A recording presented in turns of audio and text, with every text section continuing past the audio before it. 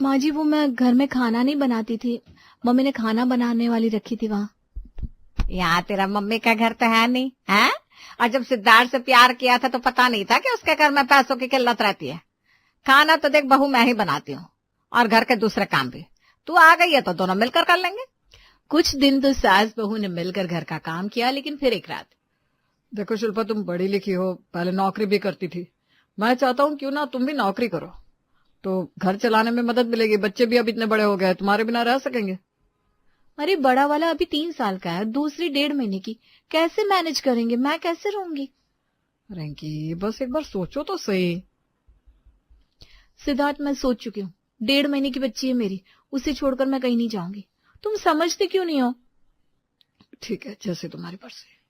अगले दिन सुबह जब रिंकी रसोई में थी, सिद्धार्थ ने माँ के कमरे में जाकर बात छेड़ दी। माँ, मैंने रिंकी से कहा था नौकरी करने को, पर वो मान ही नहीं रही। क्या क्या बोला उसने? बोलती है बच्चे को कैसे छोड़ू।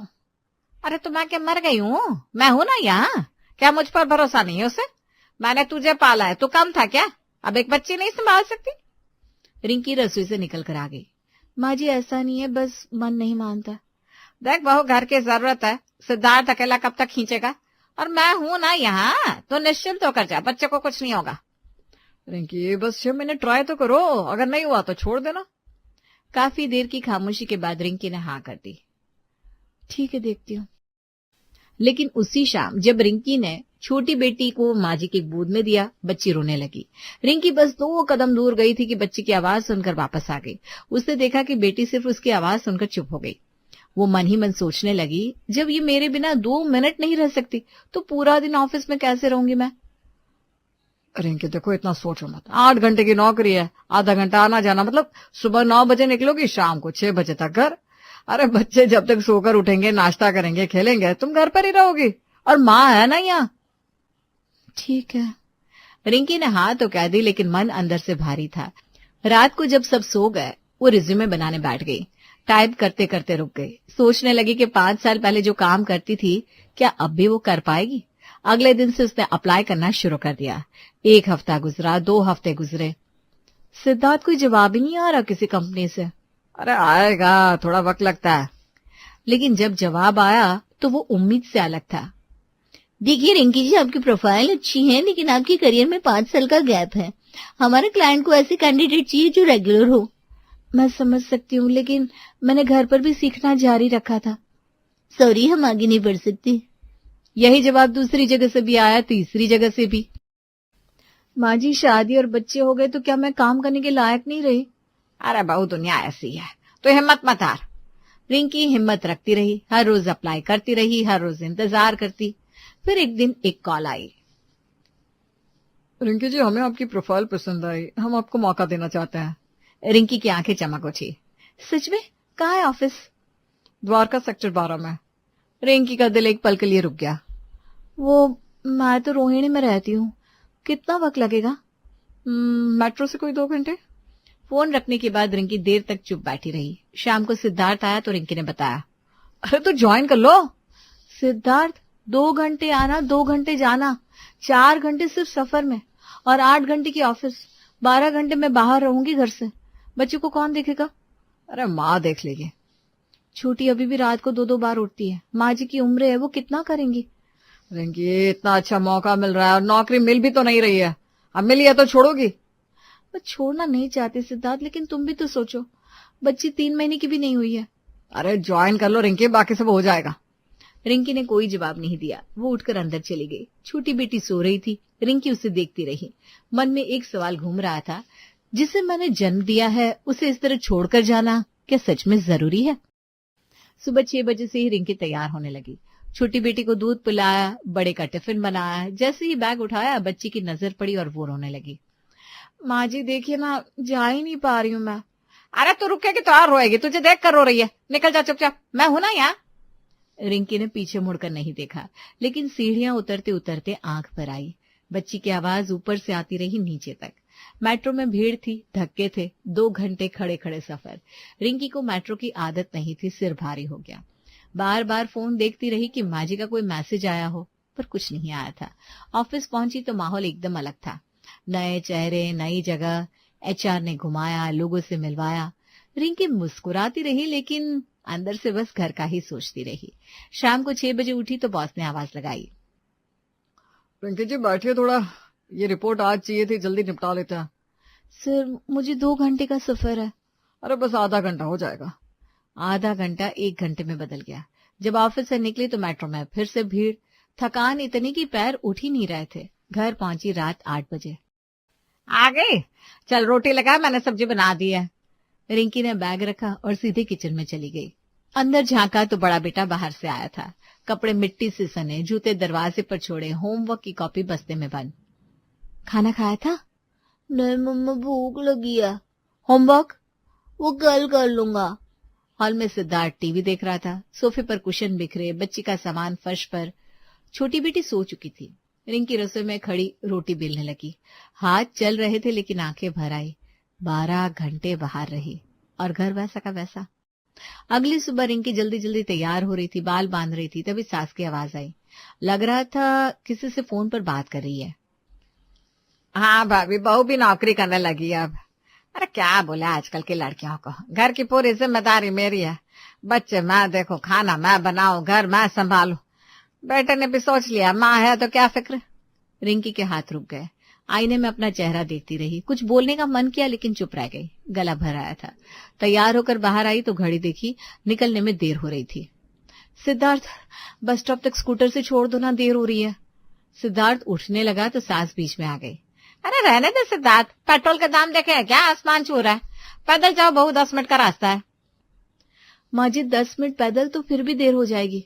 अरे तो जल्दी उठा करो सुबह। सिद्धार्थ चुप रहा, बैठ गया वापस।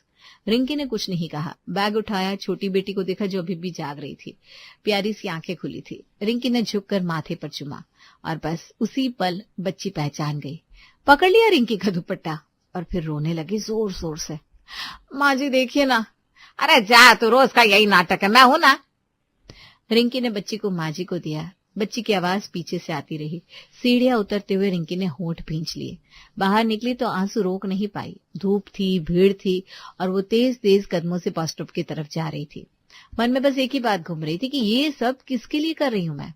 धीरे धीरे दिन बीतने लगे। महीने के आखिर में जब सैलरी आई तो सिद्धार्थ ने फोन मांगा। रिंकी अकाउंट का पासवर्ड दो, ट्रांसफर कर लेता हूँ, घर का किराया भरना है। कितना चाहिए? अरे पूरा दे दो, हिसाब मैं रखूंगा। रिंकी चुप रही। पूरी सैलरी दे दी। लेकिन अगले दिन जब ऑफिस जाना था तो जेब में बस किराए के भी पैसे नहीं थे। सिद्धार्थ से मांगे तो बोला, अरे यार कल दे दूंगा, आज पैदल चली जाओ ना। रिंकी पैदल गई। ऑफिस में कलीग ने चाय के लिए बुलाया। रिंकी चलो नीचे कैंटीन में बैठते हैं। अरे नहीं यार, मन नहीं है। मन तो था, पैसे नहीं थे। ये बात वो किसी को कैसे बताती। घर की फिक्र अलग थी। जब भी लौटती कुछ न कुछ दिखता जो मन को कचोटता। एक दिन देखा कि सास ने बड़े को चिप्स और कोल्ड ड्रिंक दे रखी थी। छोटी की बोतल में कुछ मीठा था। माँ जी इसे ये सब मत दीजिए, डॉक्टर ने मना किया है। अरे एक दिन में क्या ही हो जाएगा, इतना मत सोचो। माँ जी एक दिन की बात नहीं है, रोज यही हो रहा है। देख बहू, हमने भी बच्चे पाले, तू पहली माँ नहीं है दुनिया में। सिद्धार्थ भी चिप्स खाकर ही बड़ा हुआ है, कुछ नहीं हुआ उसे। रिंकी कुछ नहीं बोली, अंदर चली गई। बच्चे उसके हिसाब से नहीं पल रहे थे। पैसे उसके हाथ में नहीं थे और घर में बोलने का हक भी धीरे धीरे छीनता जा रहा था। एक रात खाने में सिद्धार्थ और सास दोनों बैठे थे। रिंकी बर्तन समेट रही थी। सिद्धार्थ कब तक किराए में पैसे फूंकते रहेगा, अपना घर होना चाहिए। हाँ मैं सोच रहा हूँ, लेकिन डाउन पेमेंट के लिए पैसे कहाँ से आएंगे। अरे रिंकी के गहने हैं, सैलरी की सेविंग है और रिंकी के मायके वाले भी तो है। रिंकी हाथ में बर्तन लिए रुक गई। माँ जी मेरे गहने मम्मी ने शादी में दिए थे। अरे तो क्या संदूक में बंद रखेगी जिंदगी भर? घर बनेगा तो वो भी तो तेरा ही होगा ना। रिंकी एक बार मायके में बात करो ना, थोड़ी मदद मिल जाए तो डाउन पेमेंट हो जाएगा। सिद्धार्थ मम्मी पापा से मांगते हुए अच्छा नहीं लगता। अरे परिवार से मांगने में कैसा अच्छा बुरा, एक बार बात तो करो। रिंकी ना ना करती रही लेकिन आखिर में वही हुआ जो हमेशा होता था। गहने गए, सेविंग गई, मायके से भी पैसे आए और घर बन गया। नए घर में सामान रखते हुए सास खुश थी, सिद्धार्थ खुश था। रिंकी भी मुस्कुरा रही थी लेकिन मन में हिसाब चल रहा था। और फिर पहली ईएमआई आई। रिंकी इस महीने ईएमआई के बाद ज्यादा नहीं बचेगा। समझ रही हूँ मैं, कुछ सोचती हूँ। रिंकी ने घर पर ही ट्यूशन शुरू कर दी। सुबह ऑफिस, शाम को घर आते ही बच्चे पढ़ाने बैठ जाती, रात को घर का काम। बड़े बेटे ने एक दिन कहा, मम्मा आज मेरा मैच था, तुम नहीं आई। बेटा, मम्मा बच्चे को पढ़ा रही थी ना। रोज ये होता है। रिंकी के पास जवाब नहीं था। एक रात रिंकी ने सिद्धार्थ के सामने बात रखी। सिद्धार्थ, बच्चे निग्लेक्ट हो रहा है, छोटी को ठीक से वक्त नहीं दे पा रही हूँ, बड़े का होमवर्क छूट रहा है, मुझसे नहीं हो रहा है इतना। रिंकी, मैं समझता हूँ तुम्हारी बात, लेकिन अभी घर का कर्जा भी तो है। देख बहू, बस 2-3 साल की बात है, EMI उतर गई तो फिर सब ठीक हो जाएगा। तब तो पूरा वक्त बच्चों के लिए ही है ना। हाँ रिंकी, थोड़ा और संभालो, ये वक्त भी निकल जाएगा। और अगर बच्चे इस बीच हाथ से निकल गए तो? अरे ऐसा कुछ नहीं होगा, माँ देख रही है ना। रिंकी ने सास की तरफ देखा। सास ने आंखें फेर ली। रिंकी उठकर अंदर चली गई, बच्चों के कमरे में गई। दोनों सो रहे थे। छोटी की सांसें धीमी धीमी चल रही थी। बड़े के हाथ में अभी भी क्रिकेट की गेंद थी। रिंकी वहीं बैठ गई। मन में एक ही सवाल था, ये घर किसके लिए बनाया, जब इस घर में बच्चों के लिए माँ के पास ही वक्त नहीं है। एक सुबह रिंकी उठी तो सिर भारी था, बदन में दर्द था, आंखें जल रही थी। समझ गई कि बुखार है। किसी तरह बिस्तर से उठी, रसोई की तरफ बढ़ी, लेकिन चक्कर आ गया, वापस लेट गई। बेटा इधर आ। बड़ा बेटा कार्टून देख रहा था। बेटा मम्मा को पानी दे दे, तबीयत ठीक नहीं है। अभी नहीं मम्मा, बाद में। बेटा प्लीज। अरे थोड़ी देर में देता हूँ ना। वो उठा नहीं, टीवी देखता रहा। रिंकी छत को देखती रही। मन में आया कि यही बच्चा है जिसके लिए सब कुछ कर रही हूँ। आवाज लगाई, माँ जी। सास दूसरे कमरे में थी। फोन पर पड़ोसन से बातें चल रही थी। बीच बीच में हंसी आ रही थी। फिर पूजा का घंटा बजा, कोई नहीं आया। सिद्धार्थ तैयार होकर निकला, कमरे में झांका। अरे उठी नहीं अभी तक? बुखार है। अच्छा, आज मीटिंग है, निकलना पड़ेगा। माँ से कह देना दवाई खा लेना। अरे पानी तो दे दो। सिद्धार्थ ने ग्लास भरा, रखा और चला गया। दरवाजा बंद हुआ।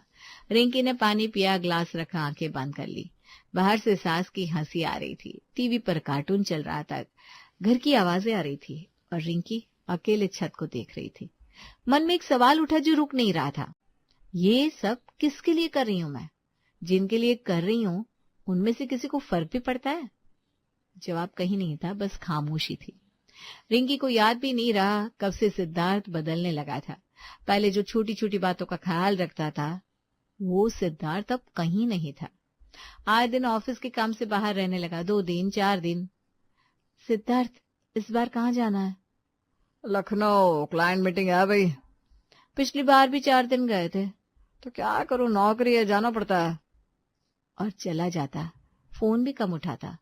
घर का खर्चा रिंकी के कंधों पर आ गया था। राशन, बच्चों की फीस, दवाई, बिजली का बिल, सब रिंकी के सैलरी से। 1 महीने बाद सिद्धार्थ ने कहा, इस बार सैलरी कम आई, टैक्स भी कट गया। अगले महीने बोला, कंपनी ने कुछ अमाउंट होल्ड किया है। तीसरे महीने कोई बहाना ही नहीं आया, बस पैसे नहीं दिए। रिंकी ने हिसाब लगाया तो बच्चों की स्कूल फीस के पैसे भी नहीं बचे थे। सिद्धार्थ, बच्चों की फीस नहीं भरी, स्कूल से नोटिस आया है। हाँ तो भर दो ना अपने से। मेरे पास नहीं है। EMI गई, राशन गया, तुम भी तो कुछ दो। अरे रिंकी, दिमाग मत खाओ, जुगाड़ करो कहीं से। सिद्धार्थ, मैं कहां से जुगाड़ करूं, तुम्हारी भी तो जिम्मेदारी है। और एक बात कहूं, कि तुम दूसरी नौकरी नहीं देख सकते? तनख्वाह ज्यादा होगी तो घर चलेगा। सिद्धार्थ का चेहरा बदल गया। मतलब मेरी नौकरी अच्छी नहीं है? मैं कमाने वाला नहीं हूँ? तुम कमाने लगी हो तो बहुत अक्कड़ आ गई है। सिद्धार्थ, मैंने ऐसा कब कहा? अरे अब बंद करो ये सब, जो है उसमें गुजारा करो। रिंकी ने सास से बात करने की सोची। माँ जी, सिद्धार्थ घर में पैसे नहीं दे रहा, बच्चों की फीस भी नहीं भरी। हाँ तो क्या हुआ, तुम भी तो कमाती हो। माँ जी, अकेले नहीं चलता। देखो, सिद्धार्थ पर इतना बोझ मत डालो। वो बाहर जाकर काम करता है, थका हुआ आता है। घर में शांति रखा करो। पैसों के लिए रोज रोज लड़ाई अच्छी नहीं होती। रिंकी समझ गई, यहाँ कोई उसकी बात नहीं सुनेगा। माँ भी बेटे की थी, घर भी बेटे का था, और वो तो बस एक जरिया थी जो कमाए, चलाए और चुप रहे। रिंकी के हाथ में फोन था। सिद्धार्थ का मैसेज खुला था। गलती से उसका फोन हाथ लग गया और जो दिखा वो देखना नहीं चाहिए था। तस्वीरें थी, मैसेज थी, दिल की बातें थी किसी और के साथ। वो ऑफिस पहुंची लेकिन काम में मन नहीं लगा। कब आंखें भर आई पता ही नहीं चला। कल एक नेहा ने देखा, रिंकी क्या हुआ, रो क्यों रही हो? कुछ नहीं, मुझसे झूठ मत बोलो, बताओ। फिर रिंकी ने सब बता दिया, गहने, सैलरी, बच्चे, सास, ईएमआई और अब ये। नेहा चुपचाप सुनती रही, फिर बोली, रिंकी एक बात पूछूं, ये सब तुमने किसके लिए किया? अपने घर के लिए, बच्चों के लिए, सिद्धार्थ के लिए। और तुम्हारे लिए? तुम्हारे लिए क्या? रिंकी चुप रही। जब तक प्यार था, विश्वास था, तब तक सब ठीक था, लेकिन अब ना प्यार बचा है ना विश्वास, तो अब सिर्फ अपने लिए सोचो, अपने बच्चों के लिए सोचो बस। उस रात रिंकी ने अपना सामान बांधा। सास ने देखा तो भौचक्की रह गई। ये क्या हो रहा है? जा रही हूँ माँ जी। कहाँ जाएगी? सोच क्या रही है? इस घर में हमने तुझे कितना कुछ दिया। जब आई तो क्या थी तू? हमने घर दिया, परिवार दिया, सिद्धार्थ ने तुझसे शादी की, और तू अब ऐसे जाएगी? सिद्धार्थ भी आ गया। रिंकी ये नाटक बंद करो। रिंकी ने बैग रखा, सीधे खड़ी हुई। आंखों में आंसू नहीं थी, आवाज में कंपन नहीं था। नाटक? ठीक है, सुनो तो सही। मैंने इस घर में आकर खाना बनाया जब मुझे आता नहीं था, अपने गहने दिए जो मेरी माँ ने दिए थे, मायके से पैसे मंगवाए, शर्म मरवाई, 2 घंटे सफर करके नौकरी की, ट्यूशन पढ़ाई, ईएमआई भरी, राशन भरा, बच्चों की फीस भरी। और तुमने क्या किया सिद्धार्थ? अपनी गर्लफ्रेंड पर पैसे लुटाए, वो पैसे जो मेरी मेहनत के थे। रिंकी वो बात खत्म हो गई। लेकिन बहू, बच्चे मेरे हैं माँ जी, मैं उन्हें अकेले पाल सकती हूँ, पाल रही थी, बस अब इस छत के नीचे नहीं। अरे चली गई तो घर कैसे चलेगा? रिंकी रुकी, पलट कर देखा। यही सवाल है ना असली। मैं नहीं, मेरी सैलरी जा रही है। माँ जी, इतने साल में इतना भी नहीं जाना आपने मुझे। सास कुछ नहीं बोली। एहसान की बात करती हो ना माँ जी, ठीक है, आज मैं भी गिनाती हूँ। जब मैं इस घर में आई थी तो हंसते हुए आई थी, सब कुछ छोड़ कर आई थी। अपनी मम्मी की रसोई छोड़ी, अपने बिस्तर की नींद छोड़ी, अपनी दुनिया छोड़ी। खाना बनाना नहीं आता था, सीखा, शिकायत नहीं की। 2 घंटे सफर करके नौकरी की, थक कर आई, फिर रोटी मिली, शिकायत नहीं की। अपनी माँ के दिए गहने इस घर की दीवारों में लगा दिए, अपने मायके से पैसे मंगवाए, शर्म से सिर झुकाकर, पर शिकायत नहीं की। बीमार पड़ी तो पानी मांगा, किसी ने नहीं दिया, शिकायत नहीं की। आपको दादी बनाया माँ जी। इन बच्चों की किलकारियां इस घर में मैंने भरी है। ये घर घर है तो मेरी वजह से है। और इससे, रिंकी की आवाज एक पल के लिए टूटी, इसने मेरे विश्वास को, मेरे प्यार को, मेरी मेहनत को किसी और के पैरों में रोन दिया। आप एहसान गिनाती हो, मैं भी गिना सकती थी, लेकिन मैंने कभी गिनाए नहीं, क्योंकि ये घर मेरा था, ये मेरा परिवार था। आंखें भर आई, लेकिन आवाज नहीं कांपी। लेकिन जिस दिन घर में प्यार नहीं रहता, विश्वास नहीं रहता, उस दिन 4 दीवारें सिर्फ दीवारें रह जाती है, और ऐसी दीवारों के लिए मैं अपनी जिंदगी नहीं दे सकती। रिंकी ने बच्चों का हाथ पकड़ा। बेटा समझ रहा था कुछ कुछ। छोटी माँ की गोद में थी, दरवाजे पर रुककर एक बार घर को देखा, वो घर जिसके लिए सब कुछ दिया था। फिर आगे मुड़ गई। रास्ता आसान नहीं होगा, लेकिन ये रास्ता उसका अपना था, जिस पर वो खुद चलेगी, अपने बच्चों के लिए, अपने लिए, और यही काफी था।